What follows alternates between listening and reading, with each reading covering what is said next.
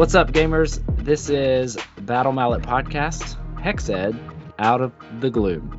The Battle Mallet Podcast, for anyone that isn't familiar, is a podcast delving into the minds of 2 to 4 busy gamers, playing games that they love and balancing life with those games. I'm Jerod Johnson, and tonight I'm here with Jason Table Noob Murray. Great to be back.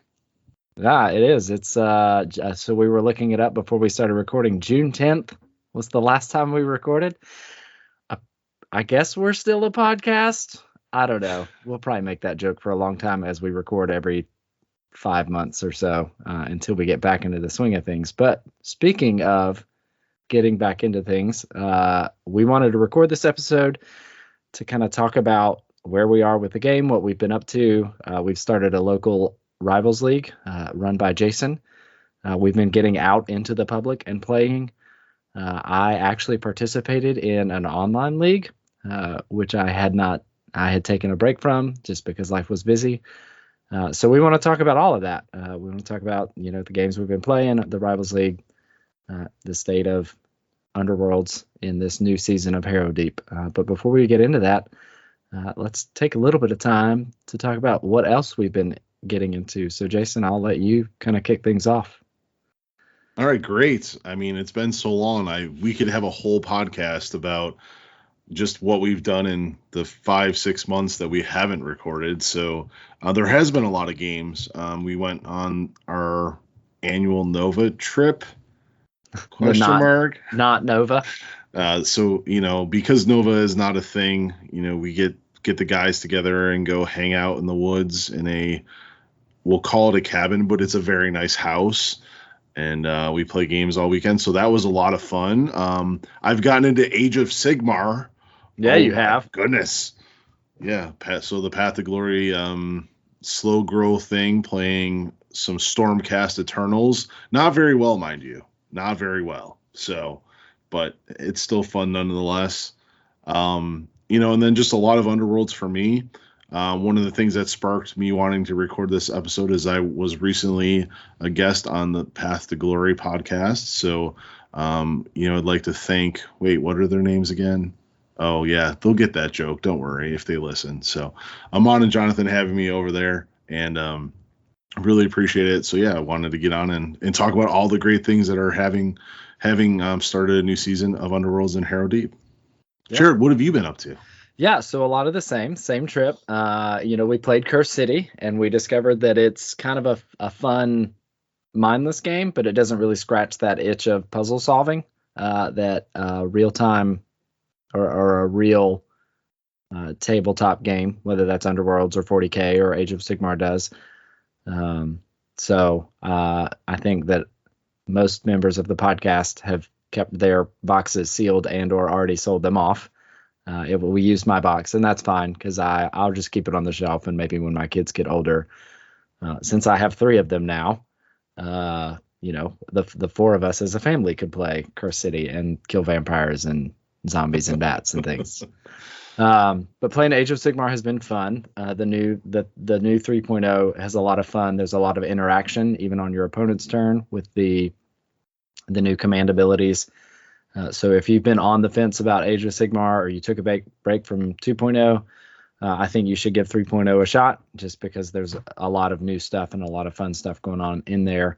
And then Marvel Crisis Protocol, and I'm surprised you didn't bring this up, Jason, but man, that Thanos encounter. Yeah. We got to play it twice. So once Jason and I teamed up against Thanos, and then once Jason got to run Thanos, and it was awesome. Yeah, I think he liked being the bad guy. It was, I was waiting for you to mention Marvel Crisis Protocol.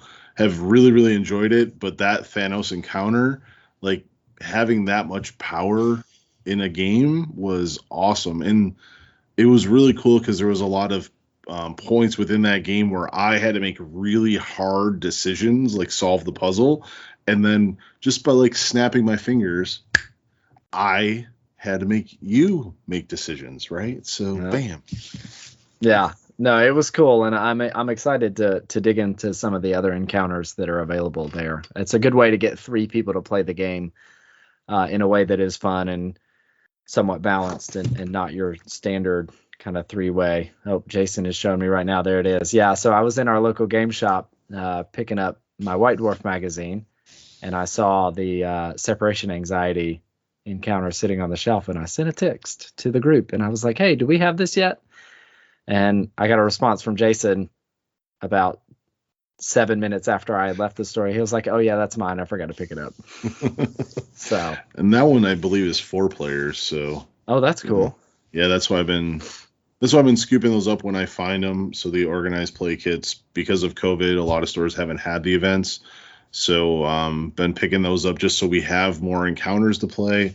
And I'm pretty sure that separation anxiety is a 4-player, like multiplayer experience. So yeah, that's awesome. So I want to fanboy a little bit here. I am so excited for March-ish. The Atomic Mass Games shop is saying March for the new mutant, the next wave of mutant releases. So Juggernaut, Magic, Colossus, Rogue, Gambit. That'll be awesome. I think that's it. There's probably one more I'm missing in there, but it's going to be so good. I'm excited to get my hands on those and play with some more mutants. Yeah, in cities. I'm more excited. Yeah, in cities. In cities is the joke, right? Yeah. Still waiting. Yeah, I'm excited for the cards. So like sometime next year they're gonna re-release all the cards and stuff like that. So anyway. Oh yeah, updated fighter cards. Yeah, but so before this becomes a full-on Marvel Crisis Protocol episode, I'm gonna turn things over to Jason because I think he has a pretty clear picture of where he wants to take this episode. So before we do that, we'll take our traditional break and then we'll come back with talking about Hero Deep.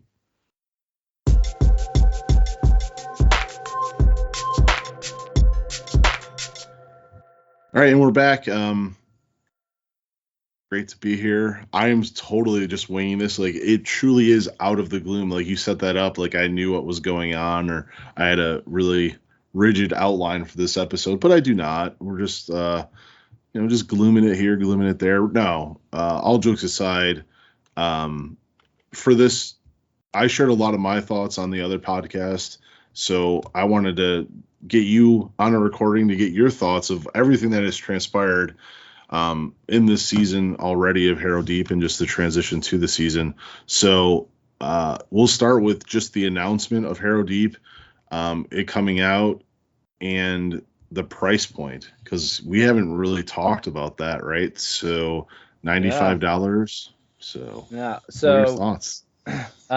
If you want a negative take on the price point, I will point you to YouTube, and if you just, I'm sure that if you just search Hero Deep price on YouTube, you will probably find all manner of negative videos that agree with you that it costs too much, if that's the camp that you sit in. I will say that $95 was painful. I cannot get around that, and I cannot get around the fact that Games Workshop is a profit-driven company and they are out to make money. That's the bar, right? That's the bar from which we measure everything else about how Games Workshop operates as a company. That being said, Jason and we ran the math, right? So the last starter box was $75. Yeah, I think we also based it off of the starter, like the Ascent, the Dreepers, Creepers, and Storm of Celestis. Yeah, which is okay, 65. So $65 for that one now. Mm-hmm. And then when you count the cards that comes in Hero Deep, you get, not only do you get 32 cards per warband, which is what the starter set with Storm of Celestis and Creepers comes with, but you also get a number of universal cards, including a handful of Grand Alliance cards. So cards that are only usable within specific Grand Alliances. So, like the orcs and the goblins and the trolls fall under destruction. All of the ghosts and vampires and zombies and things fall under death, and so on. So, and they added those factions to all of the warbands. So now, if you're not familiar with the lore of the game, those exist. Anyway, there are universal cards that are objectives, employees, and upgrades that are available only for specific kind of super factions. So you get all of those cards as well. And I think by the time we ran the numbers, you were getting probably 1.5 Essentials packs worth of cards. Yeah, so the dollar amount came out to like $87 card for card. Right. And so that's a discrepancy of about $8 by the time you go to full retail. And so this has come up before in other forums. So I've seen it on Reddit. I think I've seen it in the Discord conversations. Anybody that's talking about price hikes, there are lots of things going on with that. Just the cost of materials in general has gone up in the past 20 months. But the biggest factor, and especially for a company like Games Workshop that does a lot of their production outside of the country, especially when it comes to print materials, a lot of their print materials are printed offshore. Offshore meaning outside of Great Britain, typically outside of the U.S. as well. They have to ship that on shipping containers somewhere. And prior to COVID, a shipping container would cost, as I looked it up, as it was reported on different articles that I read, about $2,500 for one shipping container. And that has jumped to $25,000. So 10 times the cost for the same shipping container. And I made the joke about playing in the city with Marvel Crisis Protocol earlier. This is relevant. I backed a Kickstarter for City Terrain with the intention of being able to use it for Marvel Crisis Protocol. I was supposed to get it like last February, and I'm fingers crossed going to get it in December. And one of the factors has been getting a hold of those shipping containers. So for the cost of materials to go up like they have, has anybody tried to buy lumber lately? Anybody? Yeah, there's one for you. And then the cost of shipping containers, I think that an $8 overhead on top of what you would get by buying an Essentials pack and a half plus the main starter set doesn't seem as painful when it's broken down in that way. It's still the $95 price point is still not what I would call easily accessible. Yeah, and I mean, you make some really great points there. I think the other thing too is there is the evergreen starter set now, right? This is the first season that we're going into where this is a true season starter, where the entry point for the game is supposed to be that $65 starter point for the new players. And then this is us getting a season. So it was tough for me to swallow too. And I think everybody out there knows how big of a GW fanboy I am. I'm not willing to pay. I am willing to pay for my hobby. I don't normally get sticker shock very often, but this one was a little rough, just a little. Yeah. No, I mean, yeah. I mean, I bet if anybody is kind of on the fence about the price, at least maybe we've given some information about why. Yeah. Not saying it's right, not saying it's easy to swallow, but at least maybe there's an explanation for it. Right. So you mentioned the Grand Alliance cards in there. What are your thoughts on those? Like, what do they add to the game, or do you even use any of them? So I have tiptoed into one or two of them on the destruction side. And I'm trying to remember. I think there was one that I was using for the Cunning Crew. That was pretty good. But there is one that's sitting out there that is it's pretty good for the Death faction. So it lets you bring back a fighter in warbands that can't normally bring back a fighter. So your leader has to be alive. It's called partial resurrection. Partial resurrection. Thanks. So your leader, it's a leader restricted ploy. And when you bring a fighter back, they come back with 1 health. So they're vulnerable, as is the new keyword. But generally you would do it in the power step leading into your turn. So it's not going to matter that they're vulnerable because they're going to get to go in and do whatever it is that you need them to do before they just get turned around and crumped anyway. But it opens up an interesting space for warbands like Dreepers Creepers, like bringing back the Patrician, or Kanan's Reapers and bringing back Ben Arquenta, who's your range 2, damage 2, sub commander. Or even a vampire. Bringing back a vampire. Yeah, so that could be fun. But what I think is really cool about that card is it actually like helps out the Sepulchral Guard. So now they have 3 ways to bring back a fighter. So you have the on fighter action on the Warden, and then now you have 2 ploys that allow you to bring back a fighter. And that could be, that could potentially be brutal. If you tool up the Harvester or the Champion and you send them in and they get bopped, and then you bring them back and you send them in again, they get bopped. You're like, well, I guess I'll just bring it back and send him in. You could wipe. If your positioning is good with the Harvester and you've got them tooled up, you could wipe out 9 fighters in 3 activations. You could, but it's not likely. But I'm just, if you're just thinking about the top of the ceiling there is pretty high for power. But I think ultimately it introduces an interesting design space where maybe you could apply a card that would be too powerful if it were available for every warband ever, but suddenly isn't as, bad for, only at one subfaction. So what comes to mind is Destruction. So Destruction has all your big boys other than Kanan. True. So it's got the Morgoth's Crushes. You got 3 big boys there. You've got Mollog. You've got Hrothgorn.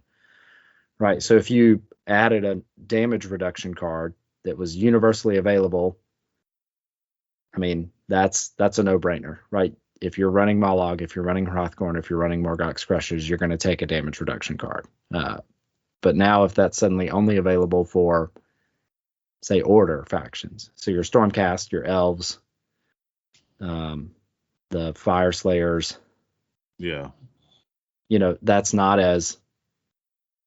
as big a deal, right? Reducing damage by 1 on a 3-wound fighter or even a 4-wound fighter is not as game breaking as reducing damage by 1 on a 6 or 7-wound fighter. So I think it opens up some really cool space. I'm curious to see kind of how it plays out.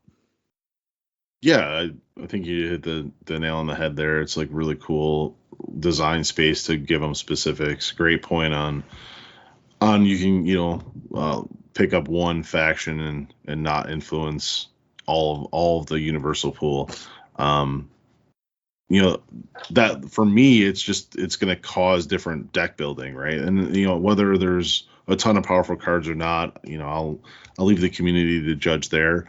But the fact that we won't have the same type of builds, because at the end of Dire Chasm, although we weren't playing a ton at that point in time, I felt like I took the same 7 cards, right? Like it's like these 7 cards are my core cards, and anything that can kind of mix that up where I'm playing a faction or a Grand Alliance that makes it feel a little bit different. I like. So it's a cool little add to the game. That's from the card standpoint. What there's a ton of just rule changes, and we're not going to go into every single one, but what's your favorite rule change for the new season? I think I really like Gloom.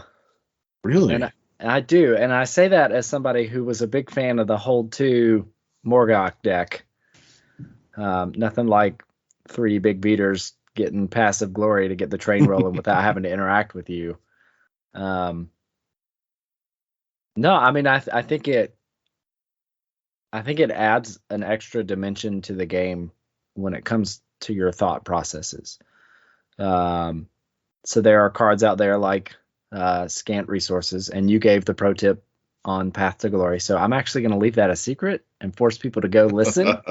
So there's a Jason's got a pro tip on a Path to Glory episode about an easy way, depending on which warband you're using, to totally rock somebody that's running Scant Resources, which is no spent glory across either all players or all objectives are held.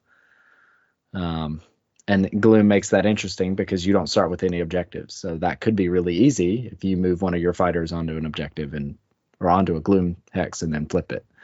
But I think I also like the added resilience that it can provide. So if you're on a Gloom hex, double supports count as successes on defense, and it just makes the game feel a little bit more interactive, because there's an additional chance that an attack won't go through, which means that's more dice being rolled because you got to make another attack. And ultimately that's why we play this instead of Magic the Gathering or Yu-Gi-Oh or Pokemon or whatever. Is we get to use miniatures and roll dice and use cards. And so as a long-standing aggro heavy flex player, I like it when dice are rolled. Yeah, so you being more of an aggro player, it doesn't. I'm surprised to hear you say that because of the added defense. So have you played enough games to see it really matter? Like, are things surviving more? Are you missing more attacks? I think there have been in the playing in the online league that I played in, I think there were probably maybe 2 or 3 attacks every set that somebody got a double support that would have been a failure that it wasn't. And I mean, ultimately, I think the benefits and the interaction and the headspace that the Gloom and when to delve and when not to delve takes up is kind of worth the price of admission of maybe missing, 1 or 2 attacks every 3 games. Do you think that it adds to the overall positioning of the game? What I mean there is, objective play has been big at certain points during the evolution of this game, but now there's a reason for aggro warbands to just go and stand on these hexes. So it really makes these like pinch points or critical points on the game board almost like highly contested. So like, I mean, have you seen that? Like, as an aggro player, are you trying to control the Gloom in your games? Yeah, so I mean, I think when I have played an aggro warband against another aggro warband, I think we're both trying to place Gloom hexes in a place where we think we will ultimately end up making an attack from.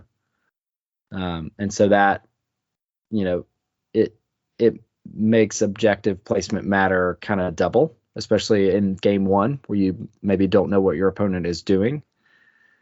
So you have to think about, okay, if I'm aggro and I've been given 3 objectives, well, or I pick 3 objectives, whatever the case is, if I think my opponent might want objectives, not only do I have to think about, okay, where do I put my objective tokens to either keep them away from my opponent or in a place where they are going to have to stand on it where I can get to them, or that blocks out where they might want to put one of their own so that they can stand on it more easily, right? So that now with the fact that you can't put objective or feature tokens on the edge hexes, it helps blocking out space. So there's that aspect, right? And then now there's also the aspect of, well, I also need to think about, well, where am I putting them so that they are beneficial to me when I'm coming in to make an attack. So before you might have put, a lethal hex behind 2 starting hexes, right? That makes sense. It's aggressive. It helps the aggro. Well, now you'll put your extra Gloom hex, or even, one of your objective / Gloom hexes in front of those 2 paired starting hexes, because it means that you can throw a fighter onto that hex, control it, get that extra pip of defense, and still make an attack and try to do what your deck is trying to do. Yeah. And I'll be honest, that's where I've messed up the most. So like lethal hexes, they became so second nature where to place them. And if you made a mistake placing a lethal hex, most people stayed away from it. Nothing feels worse to me in placing that additional feature token that is double Gloom and then having my opponent use that to just kind of sit in and beat the heck out of me, right? Like Yeah. I have made that mistake a couple of times to the point now where most of the time I'm not even placing my additional feature hex unless I have, a card in that I have to control a feature hex. Like I'm just trying to stay away from it. Especially given Godsworn, like playing so much of that, like what difference does it make? They're going to die. So just Right. don't give them a benefit, right? So Yeah. No, that makes sense. well, cool. So what is there any rules changes or missed rules that have irritated you that you don't like about the new season? I don't think so. I like the change to the roll off. So, whoever didn't win the roll off the first turn automatically wins it the second game. I wonder about maybe adjusting that for like full on competitive play so that it's whoever lost the first game gets to choose. But I think I think that's I don't know if that's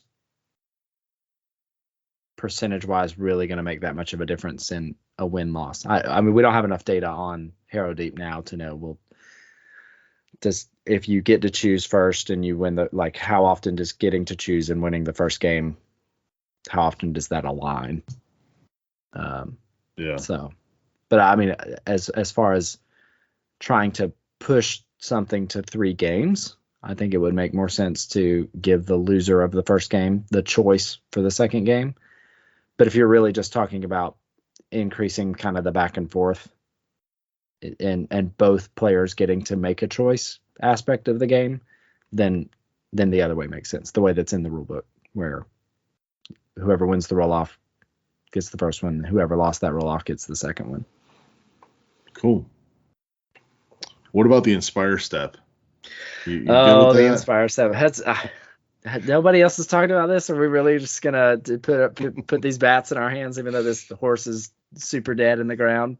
It is definitely, but I mean, you played Wild Hunt at one time. Like yeah. you don't get to Inspire now. It's I think it's a problem. I think it solved a problem and then just added one. And I feel like there is a solution out there where you do an errata to add an Inspire step during the end phase or after the end phase or before the first activation or something.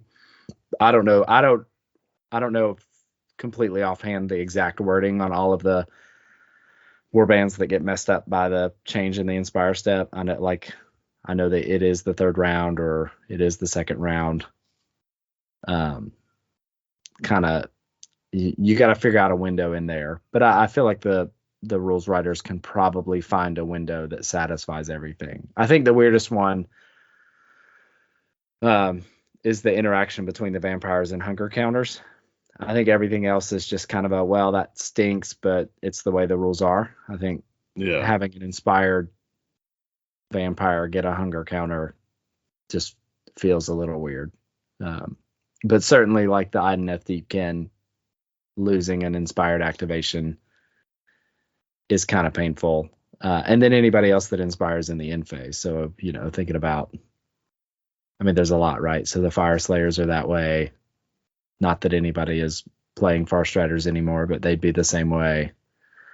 It is nice to kind of have a clarification on exactly when the Inspire happens, but I just think I think there's a minor rules tweak that can be made that can probably satisfy 98% of the complainers.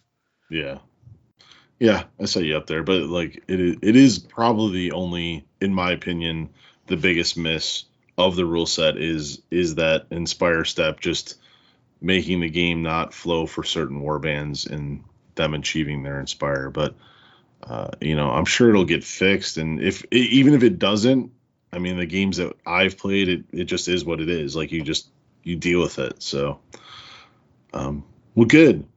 So the other big thing that that, well, let me pause there for a second and just kind of get one of the coolest things that I think of Harrow Deep is the color of the boards, like the blues. So good. Yeah, like I don't know if it's, I mean, because you kind of went from that muted green of like Shadespire Nightfall, and then we got, you know, the earth tones through the last two seasons of Beastgrave and Dire Chasm, and then I don't know, the blue boards, and like it's just I don't know, I like it. It's my favorite so far. So well, yeah, so Shadespire was a lot of blues and grays. Yeah. And then when they introduced Night Vault, that's the Night Haunt, so you got a lot more green on the board. And then, like you said, Beastgrave and Dire Chasm, it was a lot of amber, a lot of browns and reds and oranges. But man, this blue purple combo that they got going on, like I want to make a bedspread out of that color palette. It's like I just want to wrap myself up in it. It's so, like, I don't know. It's just like, it's so cool to look at. I like it a lot. Like I think when I play in person, I just pick, I just lean towards the new boards just because I like the way they look. Even if they're not the optimum board for as far as starting hexes or gloom hexes or whatever. It's the same for me. Plus my Stormcast look really good on it. So yeah, they do. They're already dark and purple anyway. So well, the other thing that was introduced, or I guess a better way of putting it, made official with Harrow Deep, is the Rivals format. Yes. And, you know, I think it's well noted my thought on Rivals. So just like to get your, you know, what's your take on it, or your elevator pitch to sell it if you like it. Like what's Rivals to you? No, so I think it's great that it's an official format. We were kind of already doing that before things shut down when we were introducing new people to the game, because in Beastgrave they had introduced, you know, full decks for every warband, and so it was easy to say, here's your deck, here's your warband, play a game. And you can buy this out of the box, and you can play it out of the box just with these.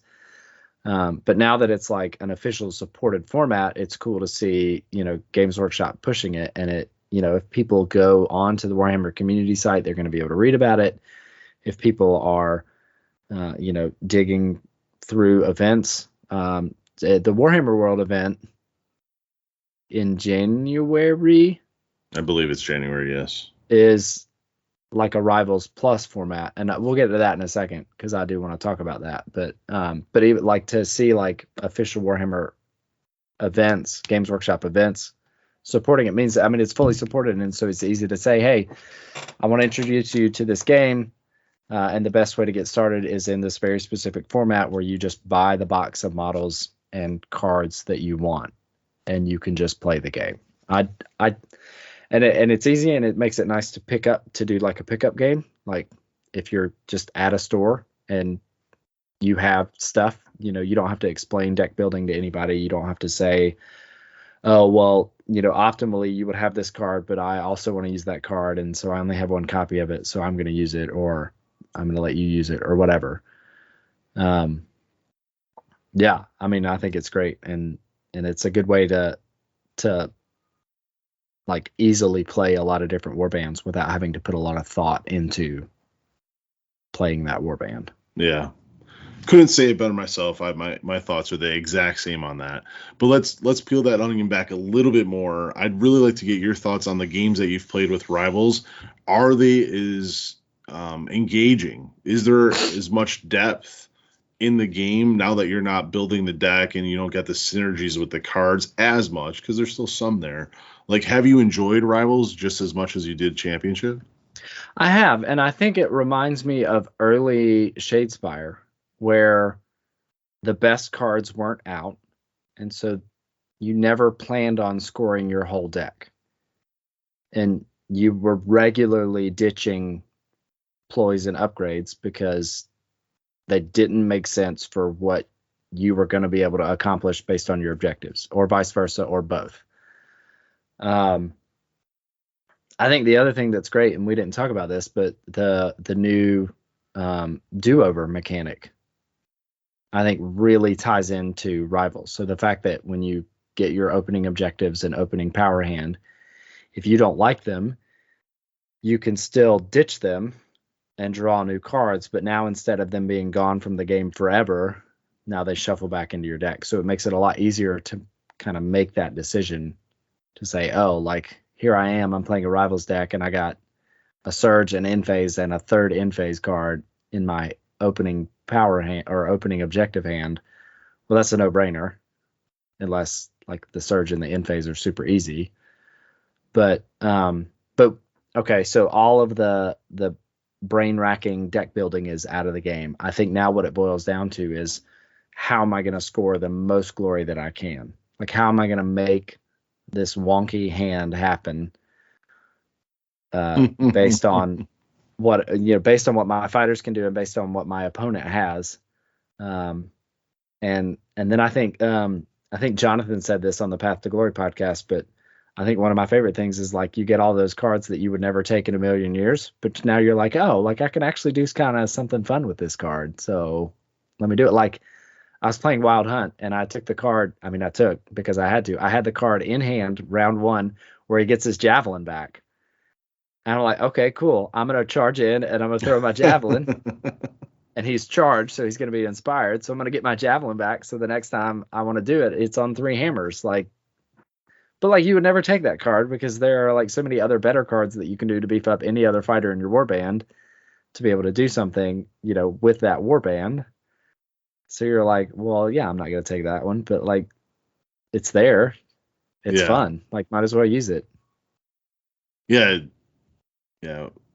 I agree. And it's fun. And wow, who knew that card actually worked and you get some play out of it. I know that in, not my most recent game, but a couple weeks ago now with Steven, I'm playing Iron Souls and he was playing Reapers and we were just dragging it out, right? Like we weren't scoring, like cards weren't going together.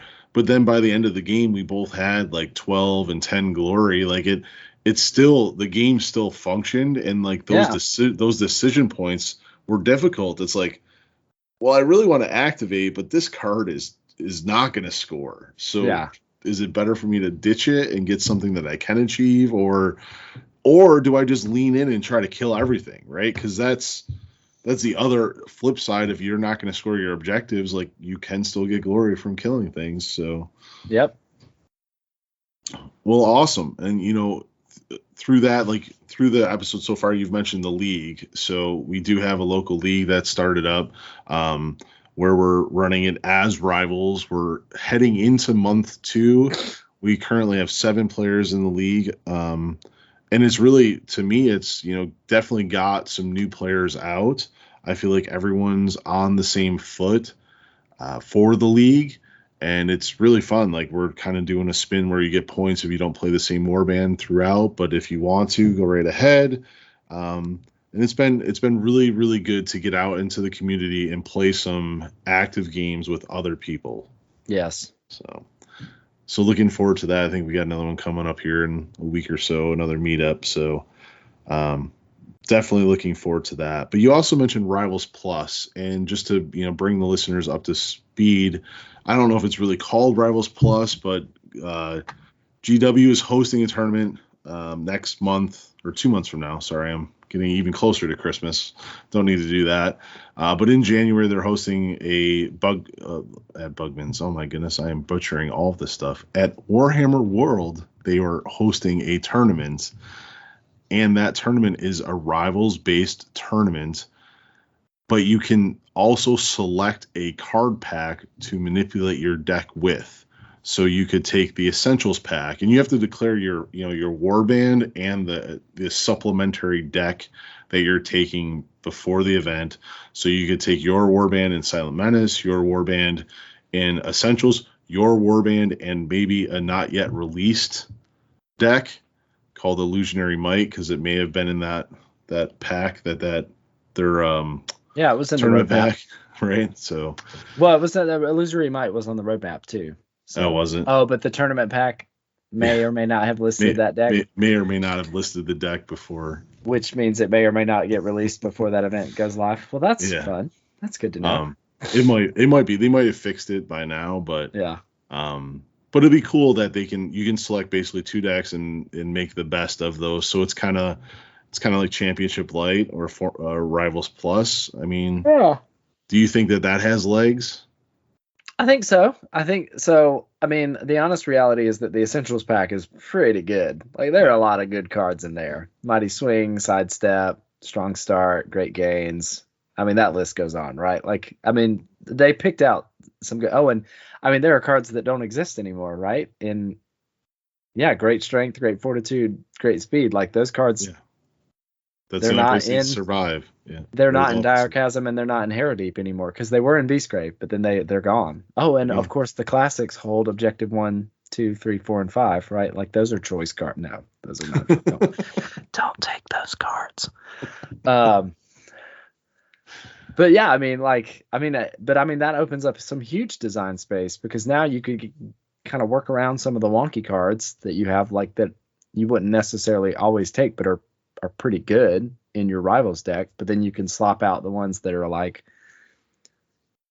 let's say for some insane reason you decide to take Wormspat, you can just go ahead and throw out their in-faction supremacy and also start scrounging for Surges since they only have 3 in their Rivals deck. But I think it opens up some good design space. I think that it will probably become pretty apparent either by number represented or win rate which warbands have inherently better Rivals decks. Yeah. At an event like that, just because they already have really good tools, whether that's because of the design of the warband or the design of the cards or both. So I would have fun at an event like that. I don't know that it's going to scratch that full itch that gets scratched at something like the Nova Grand Clash that we did, that is full on championship, build your deck from the ground up. But I mean, I would go and probably pay to go to an event like that had a large number of players. Yeah, I mean, I agree. You make a really good point. One that I didn't really think of all the way through in thinking this event, because I just saw, look, you can card build, so that means that my mind goes to like a Wormspat where they have a not great Rivals deck, and now I can supplement some stuff in and make them playable. But your point being, like, the rich almost get richer in that type of format, so Reapers probably can take out all the terrible in-faction objectives that they have and become a little more efficient. But then so can Ripa, and so can anyone else. So the rich just get richer and the poor stay poor. They just don't feel as bad because now they probably function and don't stall out completely. Right. And season 1 and season 2 can combine 2 decks together, like Silent Menace and Essentials, and maybe there is something there because I haven't looked at it, but maybe there is. Oh, I didn't even think about that. That could be funny. Maybe there's something. Yeah, this Silent Menace and Essentials pack, Godsworn. There you go. Well, we'll wait and see. I'm really looking forward to seeing how that event went. They did have a Rivals meetup at Bugman's, so that was really cool to see as well, because COVID kind of threw all that off, and they were doing Bugman's tournaments once a month. So to see GW get the kind of the Bugman's night going with the Rivals deck, and had a really good turnout. I think they had over 30 some players to that as well. So it's really cool to see the game starting to pick back up now that people can get together and play. So anything else on Rivals? I think you've kind of nailed it for me. This is where you're supposed to say, wow, that TO of our local Rivals League is amazing, and wow, that TO of our local Rivals League is amazing. No, I really appreciate you taking on the onus of organizing it and doing the pairings and stuff. It makes it, I mean, it just helps build the community. Like you've said, we've attracted, we've got 7 people playing now, which is, like double what we were playing periodically, randomly at people's houses. So Yeah, and it's, for anyone is on the fence, or maybe your Underworlds community kind of slacked out during COVID and getting it spun back up. It is a lot of work. I mean, like, I do definitely post on Facebook more than I ever have. I'm constantly trolling through Discords and whatever it is. So I'm not saying that it's not a work, and sometimes it can get frustrating. You kind of put a date together, you get like 4 or 5 people that are going to show up, and then one shows, and you're like, oh man. But nothing is more rewarding, at least in my play, not even winning a game, to have people come out and get interested in the same game that you're interested in. And it's happened, a number of times, even people that aren't in the league, when we've played at the GW shop, just to see a new person that's just like picking up a starter war band, and they're like, introduce me to this game, and you kind of see it click, and that's been so rewarding. Yeah. And Actually, that's a good point. And then one of the things that's really cool is that a lot of the war bands like are pretty functional in Age of Sigmar armies. Mhm. And so there are a lot of Age of Sigmar players that like already have the war bands and may still have the cards. And so it's an easy transition for them to jump in and play a rival's game. And it's not to say that they need to fully commit to Underworlds, but that's a 45-minute pickup game that they can get whenever it's available. Yeah, and that's Eddie, one of the newer local players. He said just that, like, he's an Age of Sigmar player, and it's not necessarily convenient to schedule a 3 to 4 hour game where he can meet up with us and get a 45-minute, an hour game in, and be satisfied in his mental decision making process. So yeah, a lot of fun there. The next thing I do want to talk about, though, is you have taken a hiatus from competitive play. It was quite a long one, almost a year, like kind of a burnout from COVID, online play, no events going on, and even you and I, although we do play almost every single week, it wasn't competitive there for a while. It was just kind of like, yeah, bring whatever. But you jump back into the league, and not only did you jump back into it, you kind of got beat up a little bit the first couple weeks, but then you made the playoffs. And for anyone that's familiar with the online leagues, like, everyone on the online league knows how to play. Like, they've been playing through all of COVID. Typically, they've been playing multiple seasons, so it's not like you're getting that brand new player that doesn't even know what glory is. So, one, what made you jump back in, and two, kind of walk me through that experience of being terrible and then getting back in it. Yeah. So I think the decision to play was just like Herod had been announced, and like I just wanted to play more. Like, I was excited about Herod. It looked cool. It sounded cool. Sorry, my dog was snoring, so it's really funny. You guys, nobody can see this, but on camera, I just watched Jason throw a box over his shoulder at his dog lying on the bed because she was snoring. So that was awesome. So no, it was so I just wanted to play more games, and that is an easy way to do it, because it typically just meant one night a week that I had to kind of block out to be able to play my games. And then I honestly think, so I lost my first 2 rounds and then proceeded to win the next 4. The last round to make it into the playoffs was super lucky. Like, I mean, I'm not going to say that I was making terrible decisions and only won because of luck. I think I made the right decisions. It just the last decision that I made, and I'll regale you with that in a moment. But proceeded to win, the next 4 to make the playoffs, and then just to hit a really bad matchup on round 1 in the elimination bracket. So I'm out, but I made it, which I had not done before, I think, for any of the online league. Oh, really? That was your first playoff? I don't think I'd ever made the elimination bracket before. Man. So I think the first 2 rounds was literally me just knocking the dust off and remembering how to make decisions quickly.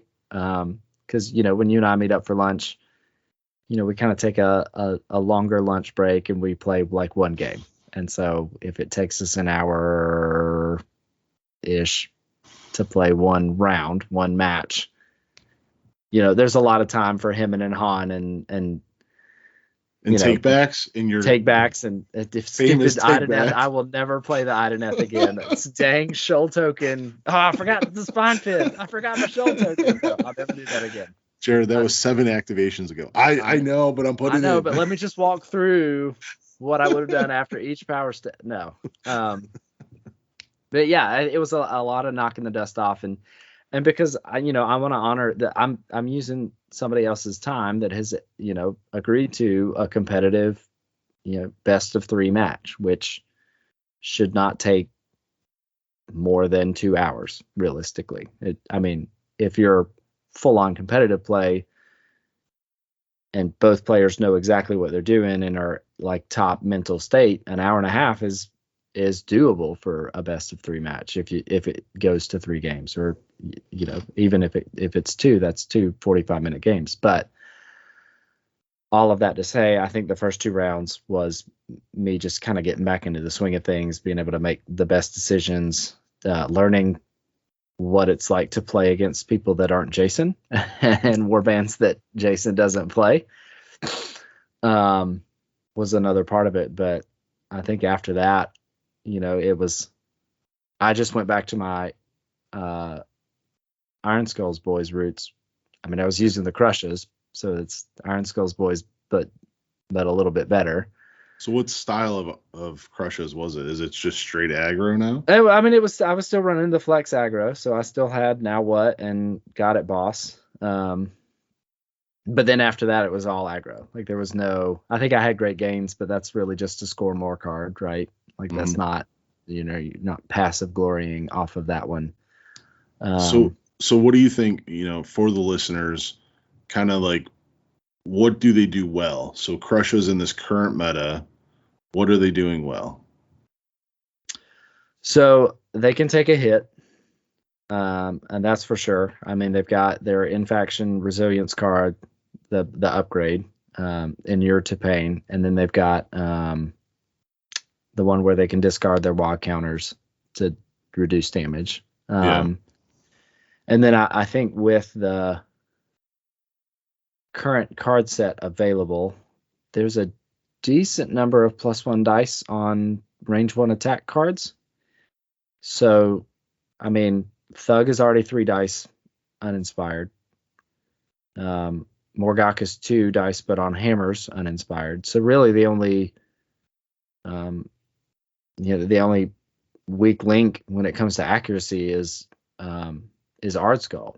But with the variety of +1 dice cards available, including some in-faction gambits that give you WOG counters to get him inspired, it's not hard to be accurate and hit. And what's great is that there are a lot of warbands out there that are 2 or 3 wound fighters, and so you're either a 1 successful attack or get a glory, put on a +1 strength upgrade, and now you can do 3 damage with any of your fighters. Although Ard Skull and Morgok come out of the gate hitting for 3. So, with the number of 2 and 3 wound fighters out there right now, it makes it easy to kind of get that train rolling. They're continuing to do what they did before. It's just harder to get the Now What. So hold an objective in enemy territory, or hold 2 objectives and Got It Boss, which is hold an objective in enemy territory. It's just harder to do that, but it's still doable. Yeah. So if I'm going up against crushes, any advice on what maybe the Achilles heel is? Stay away from them. If you can manage to isolate and hammer down 1 at a time, like that's probably going to be the way to go. Like spreading out your damage doesn't do you a lot of good, because it's not like they're weaker just because they have wound counters on them. Yeah.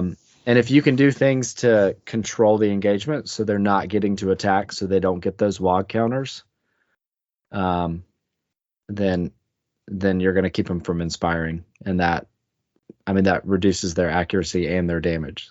Nothing's worse than Ard Skull with augmented limbs. So now he's an inspired art skull with augmented limbs. So he's swinging 4 dice, and he can remove wall counters to add damage. So let me just swing 4 dice for 6 damage without any upgrades on. Yeah, it seems good. Yep. Well, good. So did the league help you get, back into the competitive? Like, if there was a Grand Clash tomorrow and we had the brownie points to kind of go, would you be all in again? Like, are you all into championship?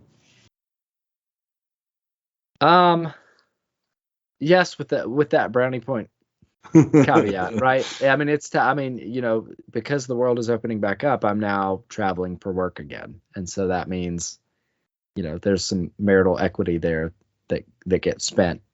Mm-hmm. I mean, even though it is for work, it's still time away from family, and it's personal equity too, right? Like I have 3 kids now, and my son is 7, and he keeps asking. He asked me today. He was like, "When do I get to come to a game night with you?" And I'm like, "Buddy, we got to practice at home." And he's like, "Well, when are we going to practice at home?" And I'm like, "I don't know. I don't have time." Cats in the cradle and silver spoon. I'll bring him to a league night. It'll be fine.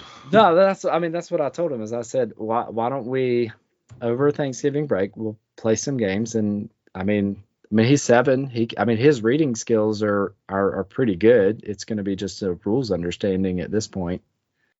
But I think he and I might start trying to play maybe once a week play a rivals deck, and I'll give him something good. Like, I got to think about that now. Probably crushes.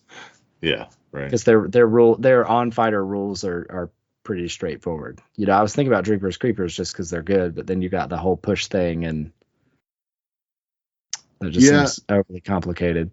Yeah, but you do learn the whole game then with the reaction windows and stuff like that. But we can go into that whole debate that we had on our Discord, and at a meetup, like what is the best starting faction to teach someone the game. So that you could go back and forth. I still think it's Crushes. I think Crushes is a pretty good. I'm going to learn this game style. You could make an argument that a Stormcast, whether it's Truth Seekers or someone else, could be another good. I feel like Truth Seekers are good because you got a lot of different kinds of fighters in that warband. Mm-hmm. You've got your accurate 2 damage, you've got your less accurate 3 damage, you've got ranged, you've got a pet. So it's a companion, not I'm sorry, you got a companion. Is it a companion and a beast? It is. And flying. Look at those keywords.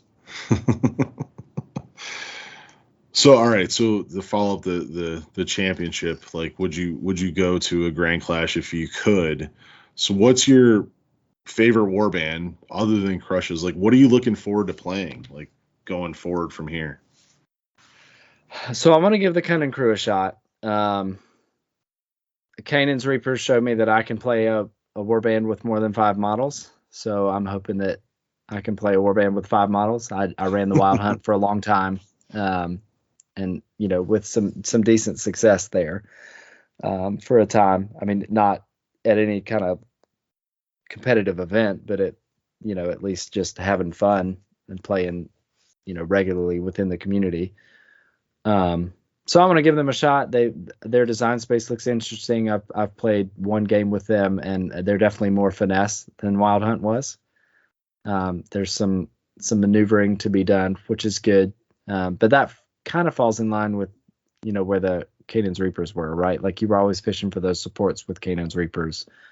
You want the supports to get inspired for Cunning Crew, plus the 2 little Weedly guys give you double supports, so you just get that additional accuracy. So I'm definitely excited about playing them. I do want to play Xandar's Truth Seekers too, just because I think the models look awesome. And the diversity of that warband is intriguing to me. It's like you put a Stormcast skin over Yilthari's Guardians or Mayari's Purifiers, right? So you have a beater, accurate, an archer, and a leader. Yeah, so yeah, that's an interesting take on it. I didn't see that. And that's the warband that I'm most excited to play, to be honest. Like I go back and forth on playing all these warbands, but when it comes to championship, I'm really interested in playing Truth Seekers and getting them to work, only because I haven't spent a whole lot of time with Stormcast. And that, I'm into them now in AOS, but I haven't spent a whole lot of time with them in Underworlds, in other than Far Striders. But, and that's really what I would say that Truth Seekers are, is they are a reskin, but it's like the best of all the previous Stormcast factions. So That's true. I got Oberyn, which is now the Giant Fell. Yeah. You kind of have a caster, which isn't as good as Stormsire because she doesn't necessarily have a spell attack, but she's also like Gwen from Iron Souls because she's on 3 hammers like right out the gate. Yeah. So very accurate. And then you got the Archer, Storm Rider in the back, and she's range 4 from the get-go, right? Yeah. That's pretty nice. Yep. And they're gonna inspire on like other Stormcast factions, right? Like one of them is going to go out of action, so they're going to inspire. And then you got my little bird. Like I have a little companion that is really the linchpin of everything. Like I love that little. It's like a best boy Grawl, but a flying bird, and it's great. That's right. That's good. That's good. I like it. I think I was going to say, I think the other one, and I think this is for the same reason that Truth Seekers calls to you, is, I mean, I play Bone Reapers in Age of Sigmar, and so, like, I love Canaan's Reapers. It's totally aesthetic for me. Like, I mean, I just love the models, and I painted them like my army paint scheme, so I just love looking at them. So that's kind of the other one that maybe intrigues me a little bit on the championship side. Plus, there's, the partial resurrection, which just sounds like a lot of fun to be like, oh no, you took out my bait. Now you're right in a position for me to bring him right back and kill you with him. That does sound like your play style. So the cunning crew, you did mention it, like you have to be cunning with them. I'm very interested to see you try to figure out that warband to fit your play style. Because unlike Canaan's Reapers, the little guys really don't do a whole lot, right? Like they're there strictly for the supports, and you have to manipulate the board state to get them to support. Yeah. Yeah, I mean, they have some stuff. I mean, you can put weapons on them or give them upgrades. There's an in-faction upgrade that gives them +1 damage on range 1 attacks, but it really is only the one guy, so I don't know if that one's worth it. But I mean, the one that is range 1, I mean, he goes to 3 swords when he inspires, and it's not that difficult to get them to inspire. So, I mean, range 1 with 3 swords plus punching up plus a damage upgrade. I mean, now he's 3 swords for 3 damage. It's not too shabby. Or now he's 4 swords for 3 damage, I guess, with punching up. And then if he's inspired, you could throw inspired attack in there. So now he's 5 swords for 4 damage. I mean, that seems pretty good. Yeah. I mean, it's a lot of resources, right? But I mean, if that means the difference between a living giant fell and a dead giant fell, I mean, that's probably worth it. Probably. Most definitely worth it. You don't want him to live too long. Yeah. What about rival? Like, so does Rivals, the warbands you're looking forward to playing there, mirror what you're looking forward to playing in Championship? I think really honestly for Rivals, I just want to play everything. I want to get a chance to put my hands on everything except for the Ideneth, because I cannot manage that stupid shoal token and spine fin model. I'm gonna have to like set up games at home by myself and like play against myself, like 2 Ideneth warbands, and figure out like I don't know, it's something that breaks my brain. I can't figure it out. It's like a whole other game within the game that I just can't manage. But I mean, yeah, I mean everything else, and I think you're doing this is your fault, but now I just want to paint. I want to get stuff painted so that I can play it painted in the league, get my points. There, get your points. Good. I'm glad it's having its desired effect.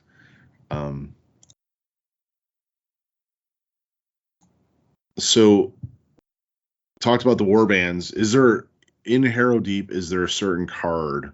So this would be more a championship question. Is there a card that you've either fallen in love with, or a card that you hate to see, or one that you think the listeners have to be kind of like on the lookout for? Oh, that's a good question.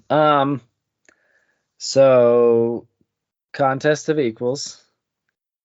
I think I'm going to take it unless it gets banned or fixed. So for anyone that isn't familiar, it's a surge objective. If you and your opponent roll the same number of successes and the attack fails, then you get a glory. So that could be critical successes and successes. The way it works now is if nobody rolls any successes, it still scores. And the odds of that happening are not that high, but it happens often enough that it's one of those that I feel like is kind of a no-brainer. If GW fixes it so that you have to roll at least one success, then those odds go down considerably, and I don't think it's worth it anymore. But that one's in there. And then one that has tripped me up in the online play more than I expected it to was scant resources. So we mentioned this one earlier, but if there is no unspent glory or all objectives are held, you get 2 glory. And that one's, it can be pretty easy to score depending on, kind of what you've got going on, especially without distraction and Nightmare in the Shadows. So the ability to push somebody off, or not wanting to use your own resources to get onto a Gloom Hex, delve it to turn it into an objective, and then get off of it. So that's definitely one to keep an eye out for. Yeah, I would definitely agree. Not that I haven't talked about that one, because I don't like that card, but it is easily scoreable. If I'm going to interject one that I think is going to be on the rise, and I don't know if it's necessarily there yet, is Fearless Seekers.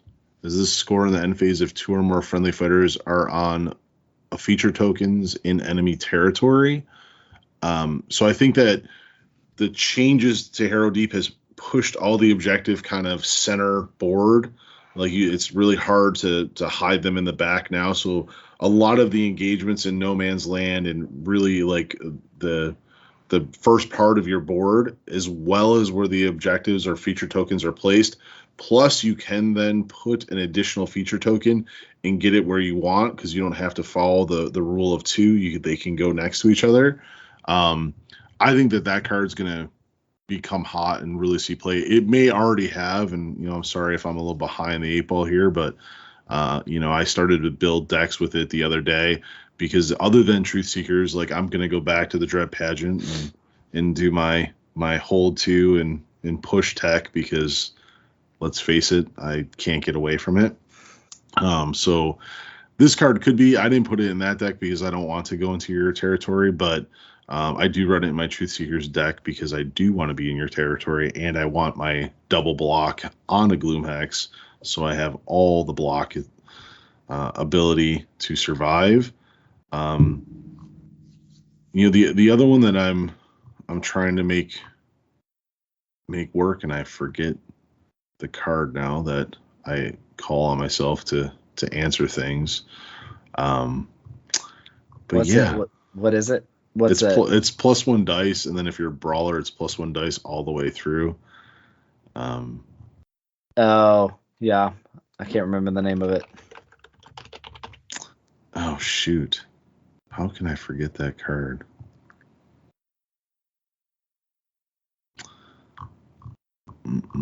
Anyway, I'll let you search for that. So one that I just now remembered that I like for aggro warbands is In Cold Blood. So it's a surge and it's a duel. When you attack, so score this immediately if a friendly fighter's attack action takes the target out of action and that friendly fighter has no wound counters, or that friendly fighter is an assassin. With the relative ability to add 2 movement to a fighter and add some accuracy to a fighter when it comes to attacking. Like it's relatively easy to score, especially early game. And then if you're playing a warband that has a lot of fighters, right? Like, you could throw your 2 wound fighter in with some accuracy upgrades and make this happen because everybody's targeting your bigger fighters. Yeah. Or you've got a 2 wound fighter that's been hanging out in the back waiting to just be a missile. So that's one of the more aggro surges that I really like. Yeah, that makes sense. My card is called Live for the Fight, so it's +1 dice to the first attack action, right? Like, we've seen that before, but I do think that +1 dice cards, even though I never took determined effort previously, I think with the Gloom Hex and Cover Hex mechanic now, there seems to be a lot of guard out there too.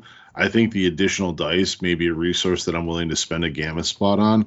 But the second half of this is if the attack action is made by a brawler, each attack action also gets a +1 dice in the activation. And really, it's because I'm playing Truth Seekers and I really want Doraz to do his scything attack with 3 dice and for 2 damage. Yep. It hasn't worked yet, but by darn it, gone it, I'm gonna get it to work because he does have the brawler keyword. So Yep. I like that card as well. That's funny. Yeah, so actually let's make a callback because I totally skipped over this. So my last game to get into the Rivals League, speaking of +1 dice and scything attacks, I got to call out Max Bernstein here real quick. So I sent Artskull in to do a scything attack against, I think it was the Stick It and the 3 wound Hobgoblin from Cunning Crew. Yeah. What's his name? Anyway, so I went in and I did my scything attack on 3 dice and got both of them, and then pushed away out of range so that Manok would only have 1 opportunity to get me. And so Max comes in with the charge. He needs the Grievous to go off. He rolls a crit and no other successes. And then in classic Jerod fashion, I roll a single crit defense and block the attack. So I took out 2 of his fighters and scored 2 glory, and then denied him all the glory. For finishing that out. And it was one of those. That was a game that felt like at the end an early Shadespire game because, it was super low score. I think it was like 10-6 or something like that, just because neither of us could get our stuff. Like we were disrupting each other's activities and none of our stuff could fire off. And so it really just came down to like kills plus a few more glory. Yeah. That's funny. The fighter's name is Crookgrin. Crookgrin. And it's Stick It. Right? Gicket is there's Shank and Gicket. It's Gicket, yeah. Gicket. Stick It is one of the mob. He's one of the mad. No, not the mad mob. The Zarbag's Gits. Yeah, he's one of the Gits. Too many goblins and gobnoblins and hobnoblins and. So then the last, right? The last That's card what Crookgrin is. Is that what he is? He's a hobgrot. He's a hobgrot. Yes. The last card that I'll put out there, and I always say the name of this card wrong, is Whetted Blade. Whetted blade. Yeah. That means sharpened, by the way. Sharpened, right? Yep. Whetted blade. And it gives you a reroll, but again, like I think that, adding accuracy given the gloom and the how often you're going to see 2 dodge fighters out there. But then also too, it has the option where you can, instead of taking the reroll, you can take it for cleave, and cleave can be really vital to get through a Ripa standing on a Gloom Hex with bonded. Yeah. Right? Like, so I really like that card as well. So Yeah. It's when you need cleave and ensnare. correct. Oh, if only ensnare was more readily available out there, I would definitely take it, but it's really hard to come by.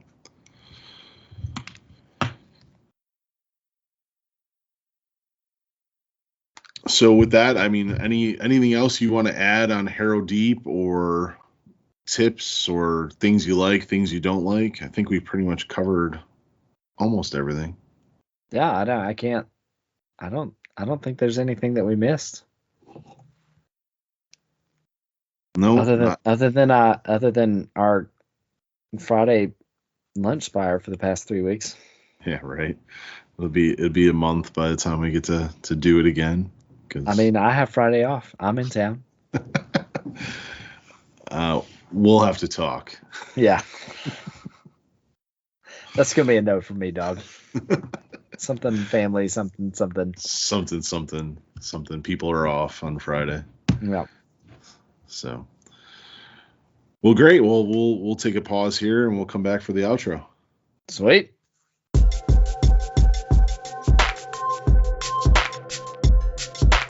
All right. Well, that's it for Hex Ed Out of the Gloom. I do want to say thanks to everyone who's listening. If you have liked what you've heard, then you can always like, subscribe, review, do the needful, all of those wonderful things. We're available on basically every podcast platform, so you can share it with friends and family via Spotify or Pocket Cast or iTunes or however it is that you're listening. I just want to say that hopefully we'll do this more often than once every 5 months. Don't we have there's a warband coming out sometime before the end of the year? The Pirate Ogre comes out when? They haven't said when he comes out, but okay. Soon-ish. I can't. No, I think it's in January. I think that's what the roadmap said. Oh, is that what it said? Yeah, early 2023 or 2022. Wow, 2023. Wow. Yeah, such a good timeline. Oh gosh, where does the time, man? It's a flat circle. Anyway, so for the Battle Mallet podcast, we are two dads who are so excited that we don't always have to wear a mask around each other anymore. Right? I agree with that 100%. It's very nice to be getting back out there. Yep. So this is Jerod signing out. And I'm Jason Table and Weary. Get the hell out of here. Peace.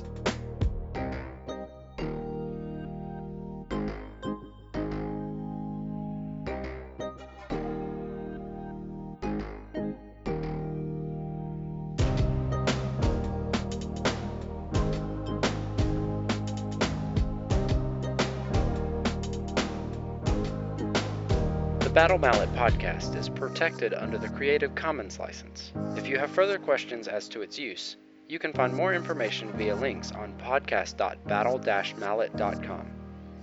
Music by Anno Domini Beats.